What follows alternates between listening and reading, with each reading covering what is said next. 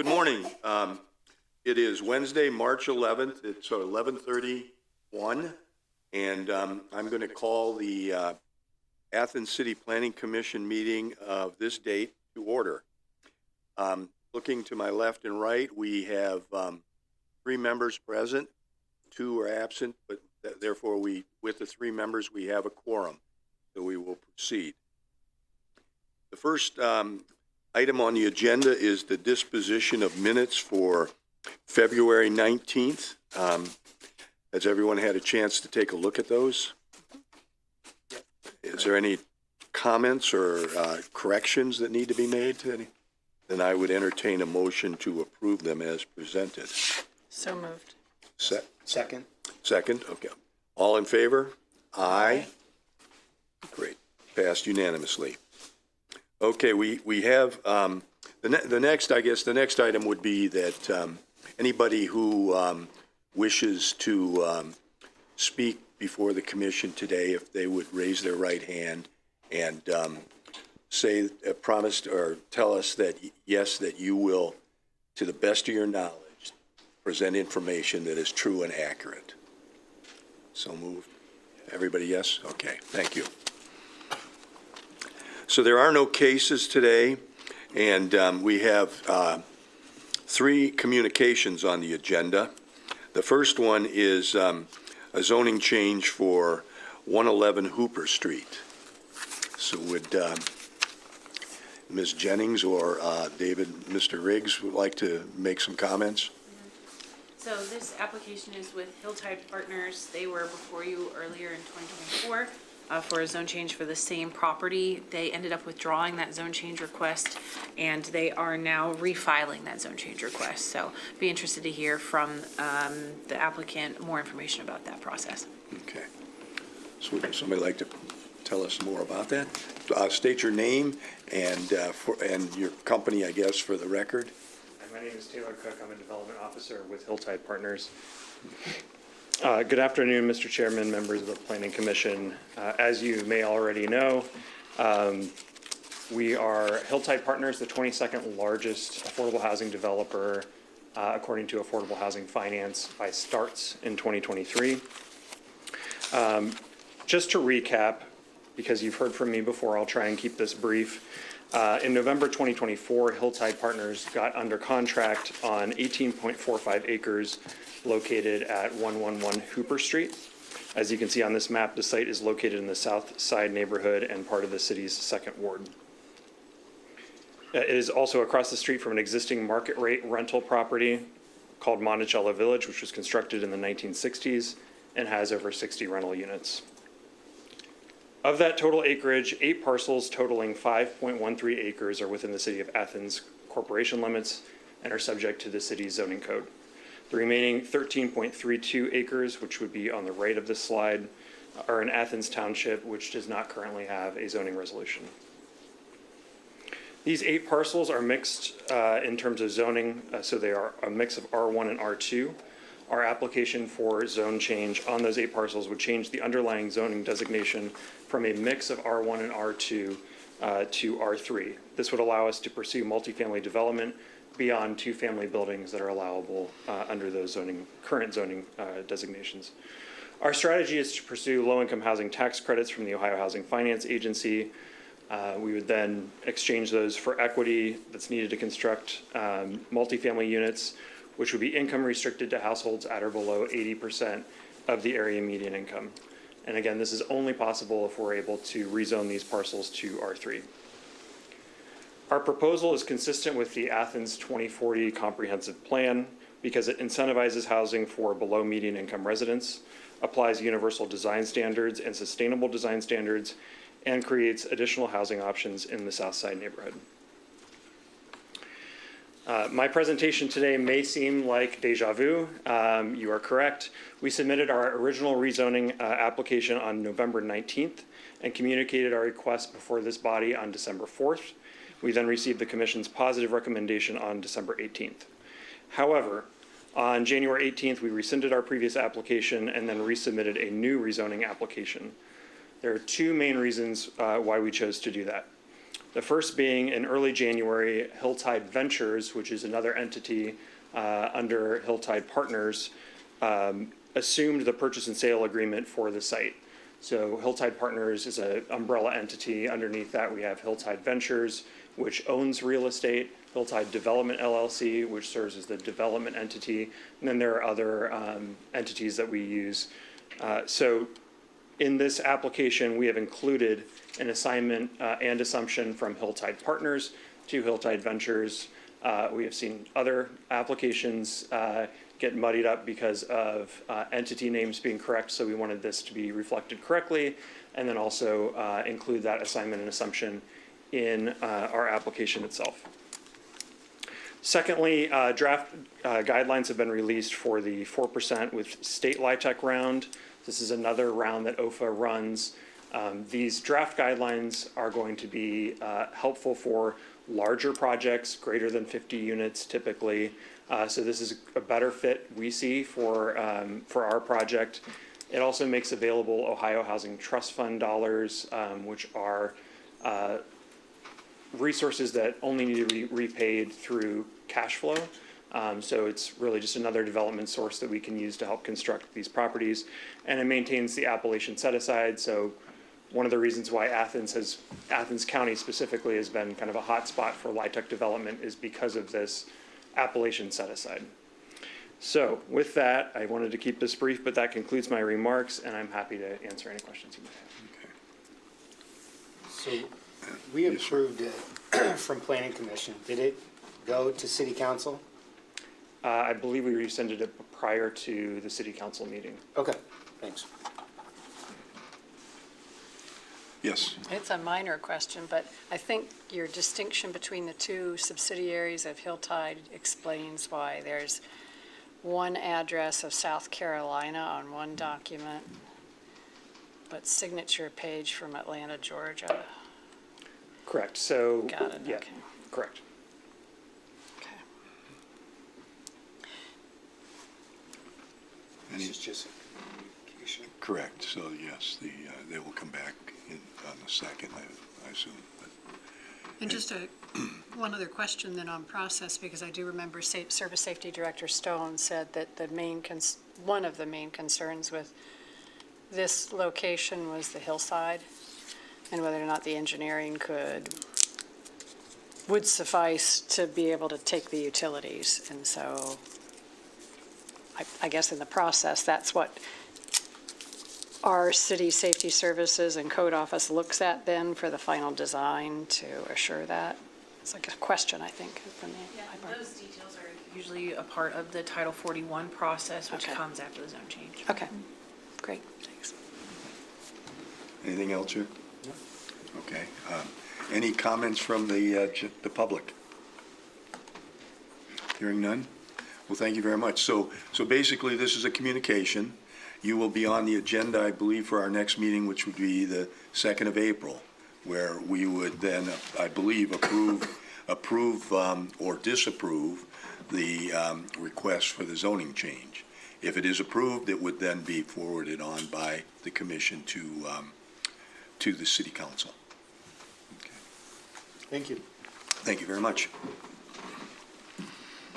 Okay, the next item is the Ohio University Golf and Tennis Center parking lot expansion. I don't think there's anybody here. Is there anybody here from the university to speak to that? No. Do you have any information for us? So I had a phone conversation with several people from the university yesterday regarding this project. I didn't know if they were aware of this being on the agenda, so I'll double check with them on that. What we did discuss was that the proposed parking area, which normally would just be them coming to the commission to discuss the parking area, as you have seen in the attached plans. In this case, they're actually partially in the floodplain and partially in the floodway. And if you look on the drawings, they have a proposed spoil area for excess material that they're actually removing most of the material, so they're not filling in here They're actually filling less than a foot everywhere, except for this spoil area, which is located at least partially in the FEMA floodway. They're not permitted to do that, so we've asked them to move that spoil area farther to the north to get out of the FEMA floodplain. Do you know what the purpose of this spoil? Yeah, so I what mean, they're doing is they actually have a spoil area currently. They're taking that spoil area and removing it to put this parking area in. That spoil area is currently located in the FEMA floodway. Okay. But they've relocated it, and you cannot put any fill material or do anything that would cause an increase in base flood elevation. So if they could move that out of the floodway, which I think they can do, it should be pretty easy to do. Is part of the rationale for doing that to provide protection from the golf course? No, it's basically a money-saving feature. Okay. Rather than having to haul that spoil material off-site, Okay. they were just going to stockpile it. And so it saves them money not to have to haul it off. Okay, okay. I was wondering if they were using it as as a barrier between the parking lot and the golf course, but no, It okay. doesn't look that way. Okay. So this is just a communication, there's no action that would be taken at this point? Correct. Now, they will have to fill out a floodplain permit if they do decide to leave some of this material in the floodway. If they decide not to put it in the floodway and move it out of the way, we could either do a floodplain permit or a administrative letter that says there'll be no significant change to the floodplain. And they would need that. They need one of those two, yeah. Yes. So I have a question about trees, and this is just my lack of knowledge about reading the maps, looking at the designs, and just wondering, I see plantings and details for how they will plant new trees. So my question is, are old trees coming out? How many new trees coming in is the equivalent? And and John made a comment that raised a good question. How's it compare with what our regulations would be if they were, and I know they're not, but if they were coming before the Shade Tree Commission? Sure. Does I it don't know meet the those exact number standards? of trees that they're adding. I do know that they've made a great effort to minimize the amount of tree removal. They've actually got the parking lot out of the way of the existing tree line. To the south, there's a few trees that they're going to have to remove between the existing gravel parking area and the current parking area. So there'll be a few trees that they remove there. But they did make a great effort to try to preserve as many trees as possible with this development.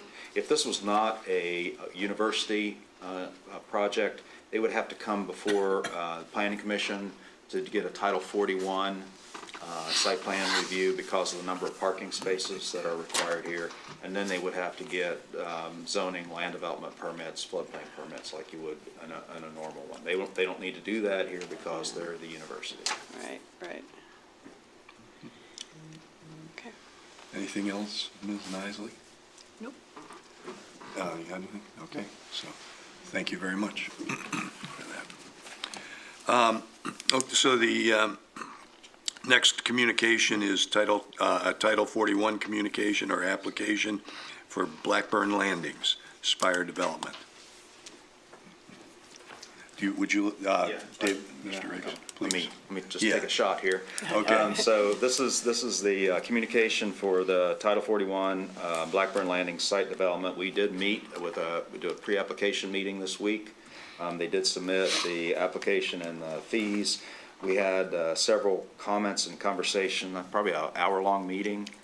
And what we talked about was one of the issues that we see here is you're going to have a development that has 50 units and limited pedestrian access to commercial sites. So we have asked that they look into a design of a shared use path that would take them in the city or in the ODOT right-of-way, but outside of the road, a shared use path that would get down to Richland Avenue.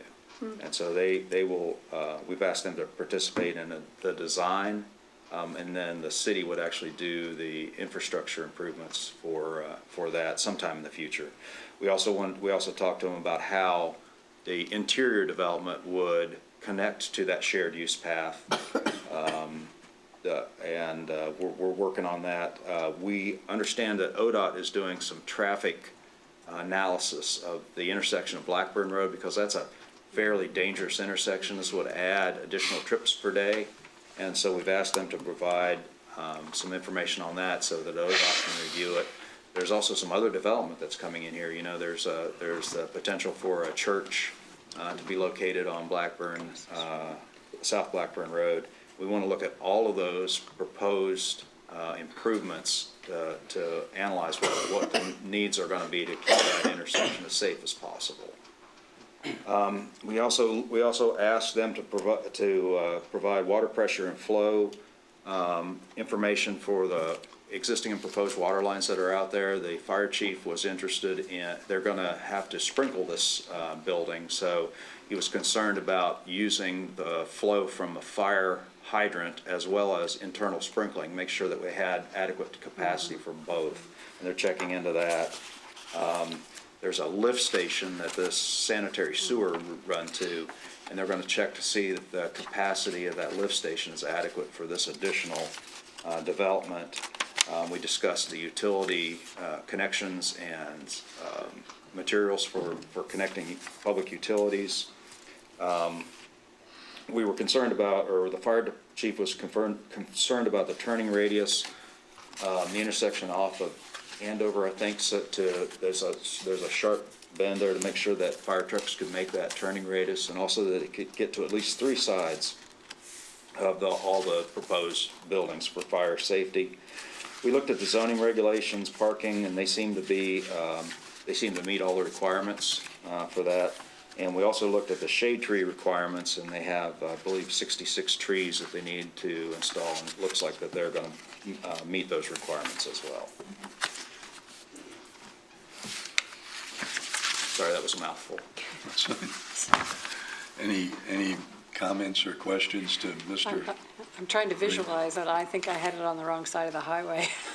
Yeah, it's, So it will be on the same side of the highway as the proposed church, because you mentioned Andover, and that's what yes, made me yeah, it's think. on that. It's on the south side, yeah, of 50. Yeah. Okay, and I think that shared use path is a real good idea.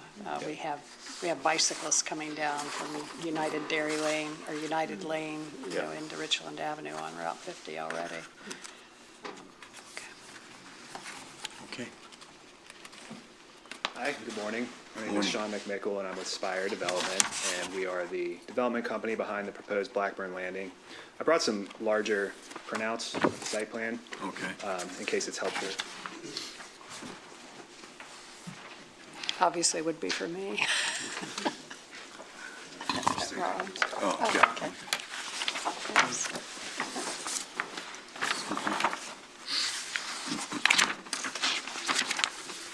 So the set that you have before you is what we discussed earlier this week with city staff, and I'd like to talk to many of the contingencies and issues that were brought up. But before that, I want to give a brief overview of the project itself and what it is and what we're hoping to accomplish here. So Blackburn Landing is a 50-unit multifamily housing development. It's going to be a garden walk-up style development. It will be an affordable housing development specifically. And the project will feature a mix of 1, 2, and 3 bedroom units. Specifically, it will have 12 one-bedroom units, 32 two-bedrooms, and 6 three-bedroom units. The site itself is zoned R3 multifamily, so the site is correctly zoned for the proposed use, and it's permitted by right. It's roughly 2.32 acres and zoned for 80 or more units, and we are proposing 50 units on this parcel. With that, are there any questions or things that I can address about the project itself? I have none. Does any other commission member have any questions at this point? You may not know the answer. I certainly don't. A question about transit? transportation, mass transit? Does the bus go out there right now? I know, the bus goes out to United. So there's a bus stop at River Annex at the corner of Andover and 50. Okay, It's off of Andover. It's on the private access drive. There's a got it. public transportation stop, so it's 200 feet from our property line. That's what I wanted to know. Good. Okay, thank you. Looks like there's an existing house on that. Correct, yeah, there's an existing single-family home that will be demolished for this project. It's in between those two. Right in through here. Okay. See it? Coming right in there. Okay. We're just trying to orient ourselves to where this would be. Of course.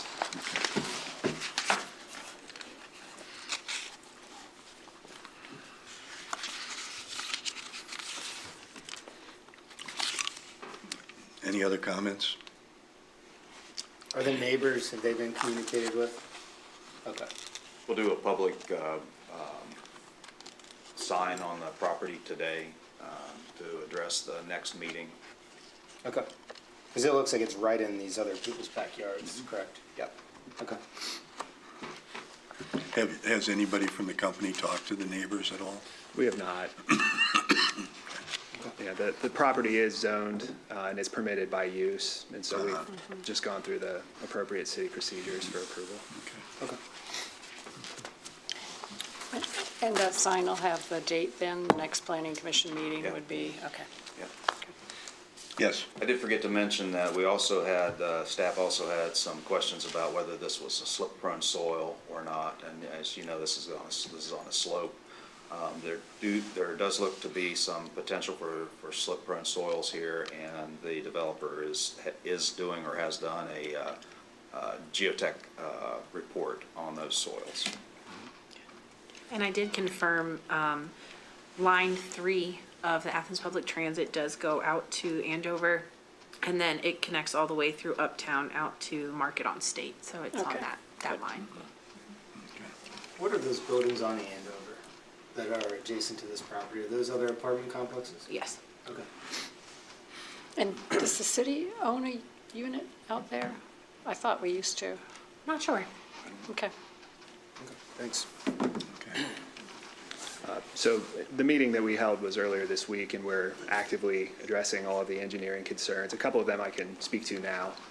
We did receive the fire truck turning radius, and we ran those calculations across our site plan, and there are no issues for fire truck access. It easily accesses all areas of the site. In regards to water pressure, we're engaging a third party to conduct a flow test analysis.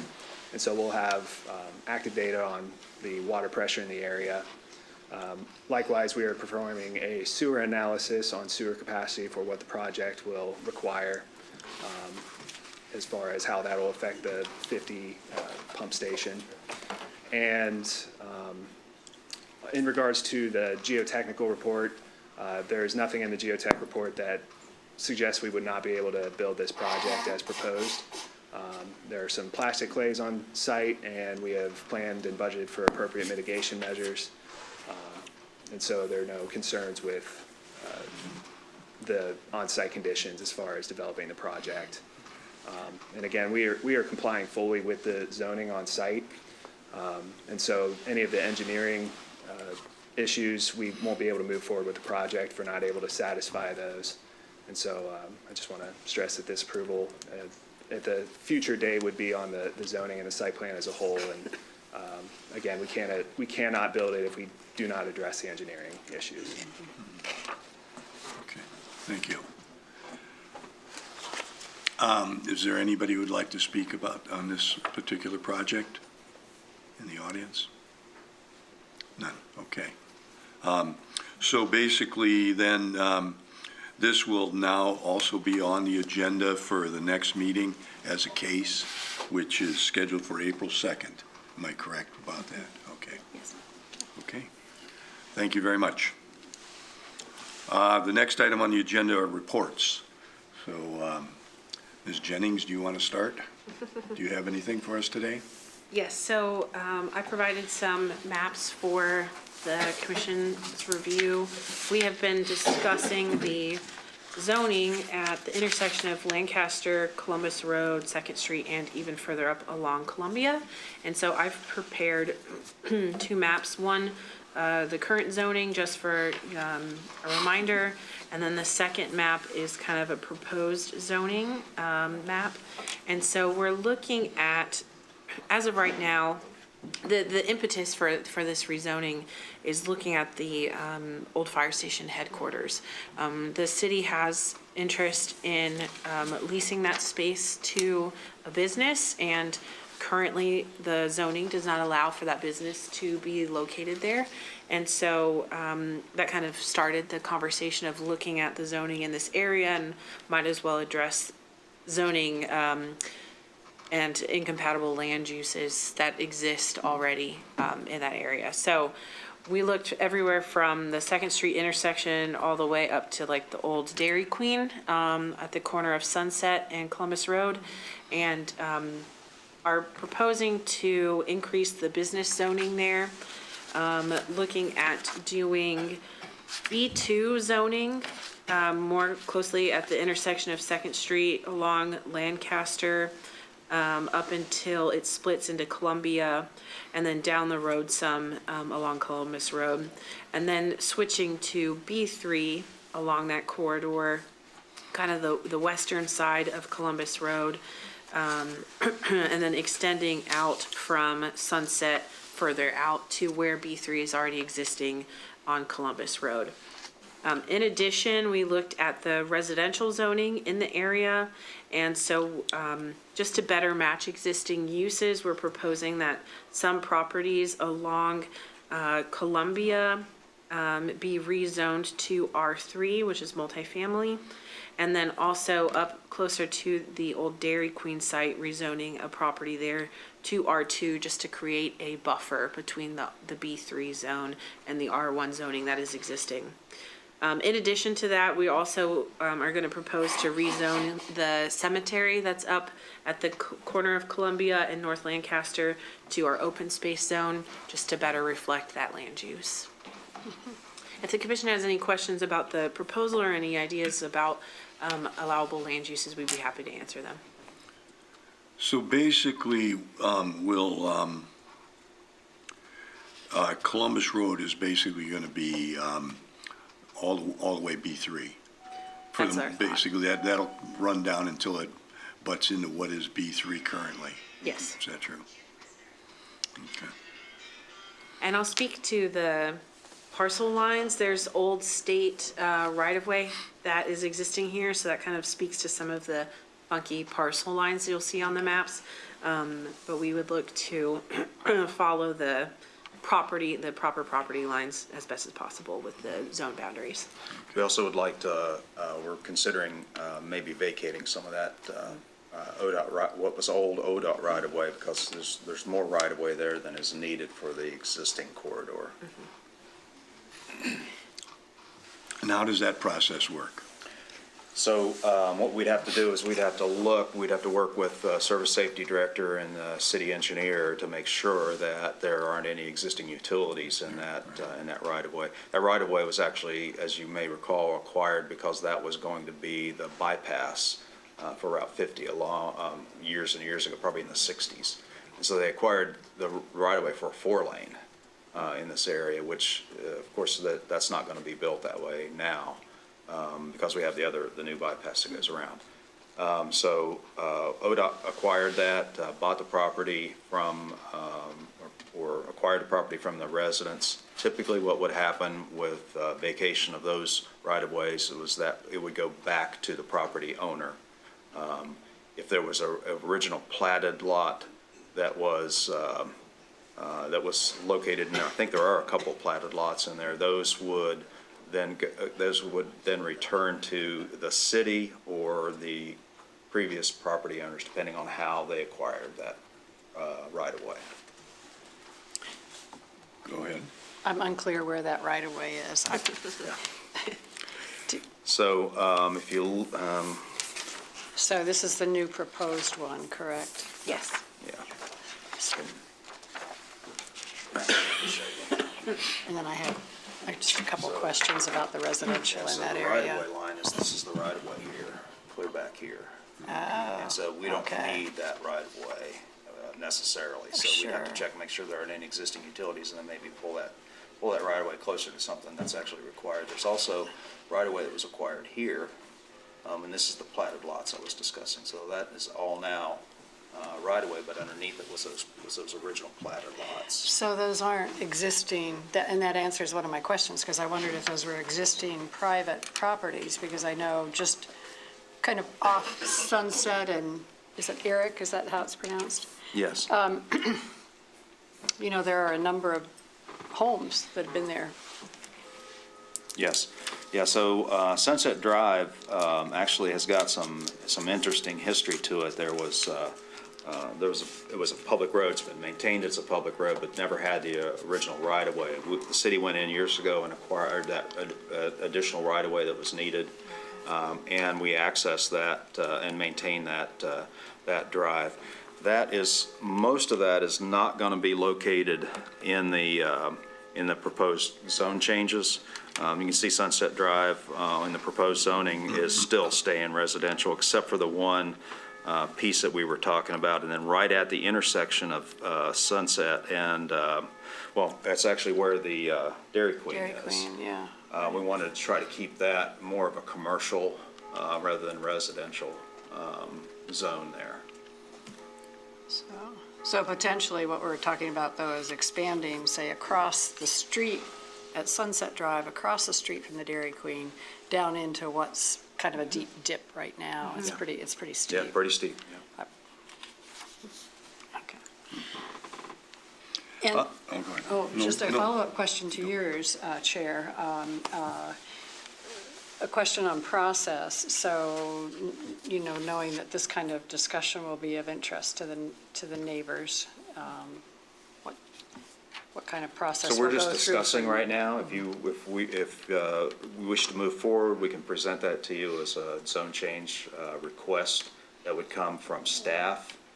You would review that, then make a recommendation to city council. City council would review it. It would be signed as we had changed the code. So we're signing these zoning request changes at Planning Commission, just like we do for Title 41. And then there's a public hearing at the city council meeting to discuss. I think they do 3 readings of public hearing for zone changes. Okay. So So, yeah, go ahead. if someone's not in compliance, are they then grandfathered in? Yes. Is there anyone that wouldn't be in compliance with the changes? There are currently legal nonconforming uses here.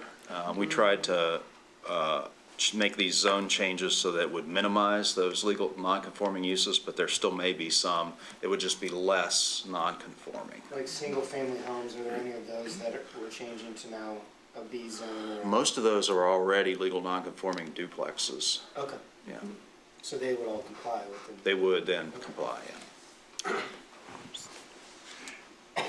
Yes. I have a question based on some of our recent past history about looking at different developments and changes in zoning. And I understand, Co-Director Riggs, the not necessarily wanting to change. We do have an option to have a public hearing, as is stated in our code, our city code. But I hear what you're saying, that can be time-consuming and expensive to start that process that early. But it was actually a citizen comment made about Hooper Street and their interest for a public information meeting. Do we want to consider something like that? Or do we want to consider posting a sign out as we're requesting the Blackburn Road people, they have to do, you know, it's like, this is up for rezoning. When we get to that stage, just to kind of have some of the conversations and concerns right now while we've got time before it gets to a final map at city council. And then, you know, we have 85 people in city council chambers and council members, you know, trying to ferret through that discussion. I'm thinking earlier the better. And more than willing, I think, to think about informal ways, like that public information session. just a Yeah, suggestion. you could actually absolutely do that. It's part of the, it's codified right now, so you could, once this comes before you as a communication, say, we want to do a public hearing, or you just allow that signage, the change that we did to allow the signage on there, depending, and you could do it depending on the project, right? So if some Right. project appears to be Right. controversial, or if people have questions with, you can say, no, we want to do a public hearing at, and that gives you flexibility to be able to do that the way the code currently is written. But is this instance where you think that would be necessary? Because there's no negative impact.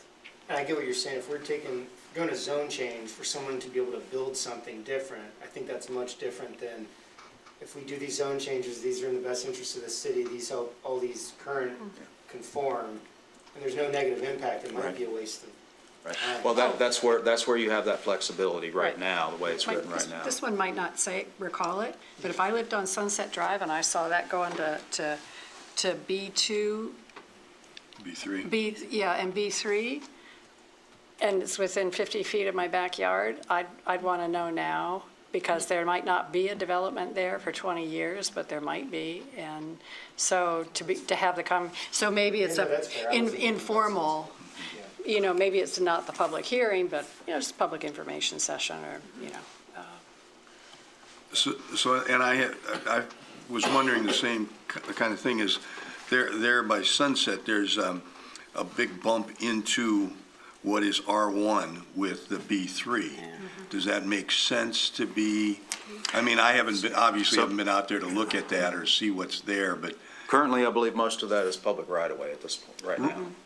right. So should it be a B3 there, or bumping into the residential area, or maybe should it be something else, I don't know, R2? So one of the things we don't, I'll give you my opinion here. One of the things we don't have very much of, and we have a need for, is these buffer areas between business and residential. Those are almost non-existent now. And you do want to end up with that buffer, and the best way to do that is to have a buffer from a B3 to a more, or a less intense use before you go straight to residential. I don't think it's ever very good to have, like we have everywhere, to have residential right up against B3, because that's where we see the majority amount of complaints, right? My office does, sees those complaints because they're not compatible uses. They're not very compatible to each other. So you really actually need a buffer between that business zone and the R1, and the best way to do that is put an R2 or R3 in between the single-family residential and the business. Again, that's just my opinion. And I think ultimately what we'd like to be encouraging, I mean, Columbus has gone to less zoning, or no, and so it would be nice to think that maybe up around Dairy Queen, there'd be an option for a small business perhaps to go in and see more of the neighborhood businesses. What's the R2 that's on there, that one? There's just a residential property that exists that we recommended to rezone to an R2 just to better suit the buffering. Is it a multifamily property now? Or? I think it's Can't two tell you houses for tucked sure. up behind Dairy Queen. Yeah, It's a really sweet little driveway. Yeah. I mean, it's a deer spot. Is it? Yeah. Okay. Next to Dairy Queen. Okay, well, so what's the next step here? Well, this was just an initial idea about what the zoning could be. So if you all have any comments or concerns, then we'll definitely take this conversation into consideration and think about what the appropriate zones could be for Okay. this section of town. So it sounds like Sunset's really the only, that area is the only area we're questioning. Maybe, yeah. So maybe you guys can just relook at that and make sure that, I think the idea to rezone the Dairy Queen property to B3 was so that another business could come in and use that existing building and drive-through facility. As it stands now, it's zoned B1, so that's a non-conforming use. And so that was the idea, at least for the Dairy Queen property, rezoning that to a B3. Okay, got it. Well, I would hope if that happens, somebody would really look at how that drive-through functions, because it's not a very functional situation right now there, or wasn't, I guess. It's not being used right now, but okay. Okay, well, good. I'll commit to take a look at this, and Ms. Jennings get you some information that I think would be helpful or might make it a better situation then. Thank you. As a part of your report, do you have anything else? The only other thing is, I remembered from a couple months ago, you guys had requested just some more information about ADU regulations, and I promise I haven't forgotten. I've just been out sick a lot, so it's still on my to-do list, and I'll get that to you soon. Okay, okay. Mr. Riggs, do you have any? Yeah, I do have one outstanding thing that I'm looking into, and I just wanted you guys to be aware of it. This is a subdivision, Udhidra Hills, which was built in 1993 outside of the city corp limits within the 3-mile radius. And in 1996 and 1997, there were some concerns with that development that came to this planning commission regarding some of the private roads that were supposed to have been public at the time. There's been some new concerns brought up. I'm still doing some research. It's really convoluted and a little complicated. Once I get that information together and have some discussions with the law director, I'll bring that to your attention so that you can make a decision whether you want to look at some of the existing development that's going on there. Okay. Where is this? Udhidra Hills is located off Radford Road. The two private drives there is Roscoe Drive and Deer Track Lane, but they're currently both private roads with lots that are accessing onto those private roads. It's near the intersection of Radford and Irvin. Thank you. Okay. Thank you. That's all I got. So the next agenda item is opportunities for citizens to speak about items not covered on the agenda. We have one speaker. State your name and address for the record. Alan Swank, 40 Townsend Place, coming as a member of Athens City Council, 4th Ward. I'd like to, pile on's the wrong word, reiterate what Commissioner Nisley had to say about the hearing. So many times, if we don't engage the public very early in the process, by the time it gets to City Council and we have a hearing, it's either after first reading or after second reading, and it gives a perception that it's a done deal. And from my experience, I've found that the more time and effort someone puts into a project, if there are changes suggested deep into that process, it's very difficult to entertain those suggestions because decisions have already been made. So I think her point was very, very well made.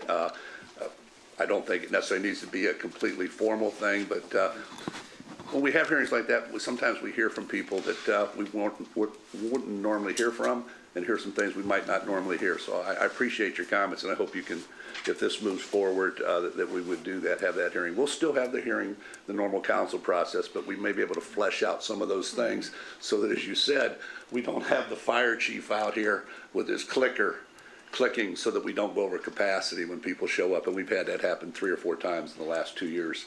The second thing, and I apologize for being late today, I've got to get in my mind, these now start at 11:30 and not 12 o'clock.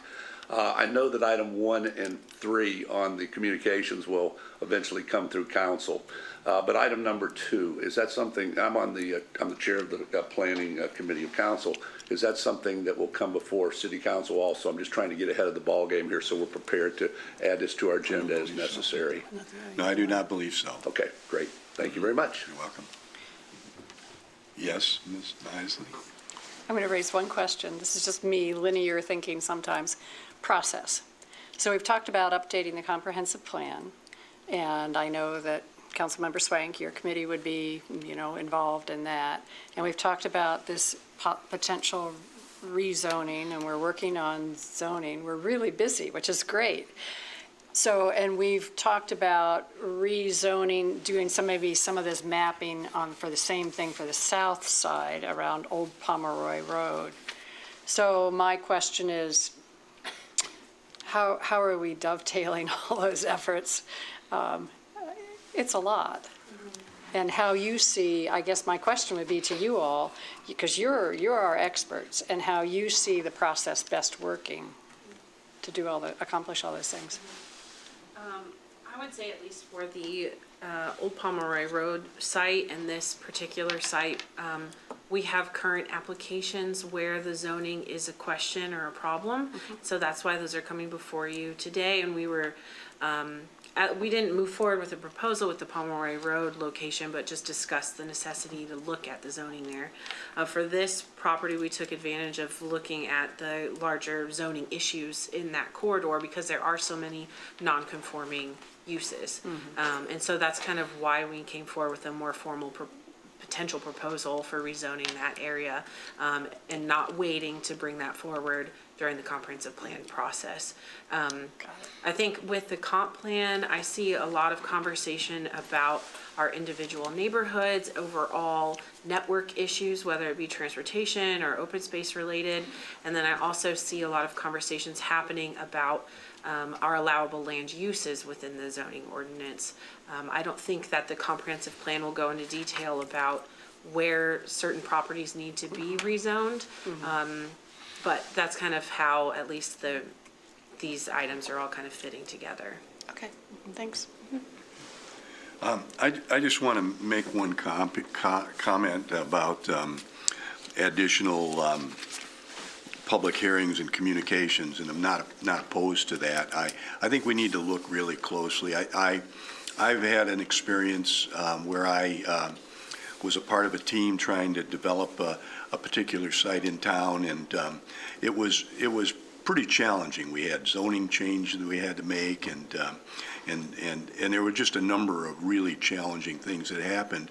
And through the process, we actually had discussions about whether we should even proceed with the project. And so I just want to make sure that as we look at and do these things, that we also keep in mind that there's somebody on the development side, and I'm not necessarily trying to advocate for developers coming into town and doing things necessarily, but I think there's a lot of people in this community that could make this community a better community if they didn't get discouraged or felt the process was really just so demanding and so difficult. So anyway, just that comment I wanted to make. Okay, is there anybody else for the general public that would like to say something? Okay, please step to the podium and your name and address, please. Todd Atchison, 1451 Grimm Road, Athens. I'm going to comment briefly on this letter regarding Cornerstone and Eclipse. And I'm not sure. So we're going to there's going to be some information. Maybe wait and let's see what Mr. Riggs brings forward, and then we'll bring you in for that at that particular point. Okay. Because that's on the agenda here under announcements. Okay. And so that does bring us to announcements and other business. And so, Mr. Riggs, would you like to speak to that letter regarding Cornerstone? Yeah, thanks, Mr. Chair. The state of Ohio, just like the 3-mile radius for subdivisions, has a requirement that people that are doing multifamily development outside of the city's corp limit notify the city when those developments occur, and I think that's within a 1.5-mile radius. So that's another requirement that the state has, and this is what this company has done. They've notified the city that they're planning to do a multifamily development here, and if this commission would like, you can respond with comments to the developer regarding this development. We have less control over this type of development than we do with subdivisions, but at least we have the opportunity to comment, and I think that's important. Okay, thank you. Okay, so I guess you're up. Let's do it. Okay. All right. Again, Todd Atchison, 1451 Grimm Road. This Cornerstone and Eclipse development is directly across East First Street from property I own there at 5961 East First Street. And I'm concerned about this development in terms of the overall impacts to the neighborhood. that it's out of character in terms of what the existing neighborhood is, and will radically change the demands on infrastructure in the immediate area and probably generally in the plains.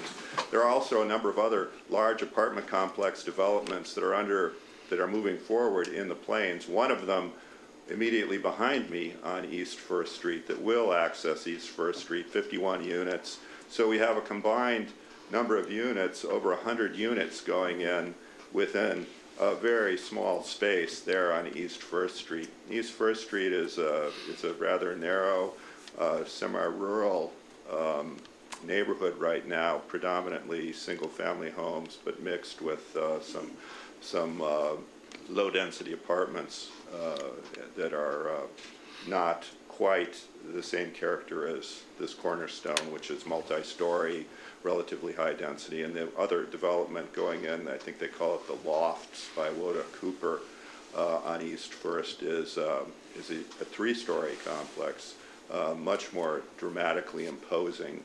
So I think we are not considering overall impacts on anything in that region, in that area, or preserving the characteristics of the neighborhood, which are called for in the zoning for Athens Township. I know that's not you, but. So this area is zoned? It is zoned, yes. Athens Township has zoning. Right, and is what's being proposed consistent with the zoning? That I don't know. You don't know? Okay. Yeah, I haven't had okay. time to digest that Okay. completely myself. There's very little notification. I think this is a topic that we heard a little bit about earlier in Right. terms of what's going on in the region, and property owners, even ones that are almost contiguous, understanding what's going on. So I haven't digested it all, but there are concerns, traffic being one of the primary ones. In addition to just the quality of the neighborhoods and pedestrian, bicycle access, infrastructure. So, Now, that particular development would probably have pretty easy access onto the bike path there, right? The extension that comes up to the high school. yeah, the bike path, I think it touches the bike path at Johnson Road. I think that part of the proposal is to access the bike path. It has, in the layout that I've seen, you probably have that, they have access onto East First Street and onto Johnson Road. So, a combined 100+ units having access to East First Street within, almost directly across from each other, is going to be a dramatic change in the neighborhood, not to mention the size of the buildings, lighting, all that kind of stuff. I'm not sure we have a lot of control here, right? So this is, the purpose for this is so that if the city were ever to annex, we would have at least some feedback into these developments that are occurring that aren't subdivisions, right? This was the loophole where you could have a multifamily structure go in right next to the city, and then the city annexes and takes on all those concerns that this gentleman has brought up. Then they would be our concerns at that point. So one of the things that you as the commission would consider is, what's the potential for annexing this in the future and becoming part of the city, and then becoming the city's responsibility, and do you see any issues associated with it? But if it's zoned correctly, then So if there it was in the is- city, we couldn't do anything anyway, other than in Title 41, right? Yeah, once it's built and then annexed, it either becomes legal nonconforming or becomes a conforming use. But the issues that would have occurred because of that development, we would become responsible for. So this helps us just at least comment on those, on that development that occurs outside of our corporate borders. I did pull up the zoning map for the Athens Township, and it appears that that property is zoned R3, which in their zoning code does allow for multifamily. Okay? Thank you very much. Thanks. Appreciate it. city council gets these letters too. We got one of the new Spire development is proposed, and I'm not sure what the purpose of these letters are after listening to what Director Riggs said. But in this particular case, my question is, has any notice been given to the Athens City Schools? This is almost directly across to the main driveway of the Athens City Schools. It's also immediately adjacent to the bus garage from which buses exit onto Johnson Road. With the most recent closure of Johnson Road to 33, all traffic must exit to the north.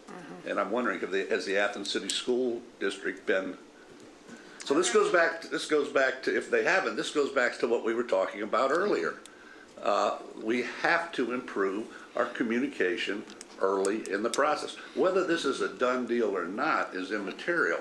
It's a courtesy to let those know who may be most affected of what's coming down the pipe. So this is literally across the street, the exit to this property, to Johnson Road. And the last I recall, 5 Friday nights a year, people park all over the plains, maybe in your front yard. I knew they do down behind the one end zone. So this even though it isn't in the city, is something that needs to be considered. And I think, if nothing else, phone call needs to be given to Dr. Gibbs or the next superintendent what's going on, so they at least know. So I didn't know anything about this till I called it up on the map, and Jeff and I were looking at it. He chuckled and I chuckled. I don't know if it was for the same reason, but interesting location for 100+ apartments. Thank you. I would say that the Athens Township office has more information about the notifications that went out. Yeah, it wouldn't be our responsibility No. to communicate, yeah. Right.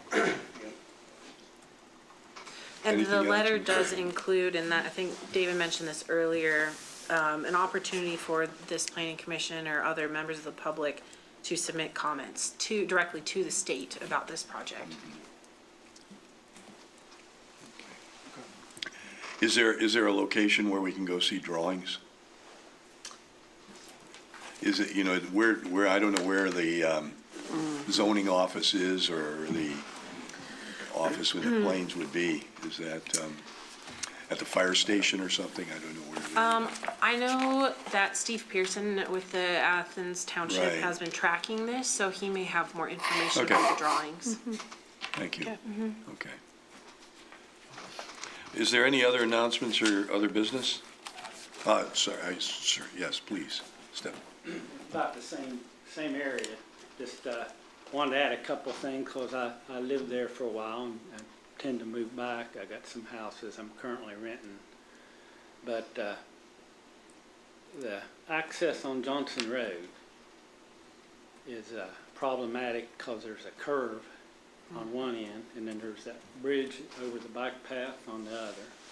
And the clear sight distance is, because I take my tractor out there, I can bush hog, and it's dangerous. There's not, the clear sight distance will be problematic there. I think on their site plan that they did, they're going to move it down a little bit, but I'm not sure if that covers it. But by moving it down, I think that happens to be a state record Osage orange tree, which is going to be, probably won't mean anything to an out-of-town developer, but, for local cultural history, it's something that should be considered. So you're saying you think the Based on their preliminary sight lines plan. and everything for access, it may be a bit dangerous? Yeah, and plus that they have 3 units planned, and was it 60? 58 units. Yeah. So that's going to be 120 cars pouring out into that intersection with, you have the church down there, you have the condominiums, Wingate, and you have the Eclipse, and then you have a lot of people going down there to park for the bike path entrance there at the Eclipse store. You have that church, you have the Messenger. So although they did cut that off from 33, there's still quite a bit of traffic down through there. The speed limit is 45 miles per hour. So I'm sure that they do, it can all be legal, but, you know, explain that to some kid that gets killed there and parents. And, you know, it's just, planning needs to be done, like Alan Swank said, way before, and put Okay, dozers on the ground. thank you. So, yeah, so what I've heard is that there's real concern about the added traffic and the impact it would have on both First Street and also Johnson Road, in addition to the significant neighborhood change that will be generated by the new You housing. know, I'm not, I want to go on record, I'm not against, low-income housing is needed, but it doesn't mean you have to pack them in like sardines, you know? I mean, you don't have to count the beans, you don't have to put all the beans in the jar just because the jar can hold the beans, you know what I mean? You can, you know, back it off a little bit Okay, and give people an affordable place to live, I'm all for that, but thank you. you don't need maximum. Any other announcements or business? Hearing none, then I will call the meeting of this planning commission to a close and identify April 2nd as the next meeting date. A number of these items will be on the agenda, and we will start at 11:30. Thank you very much.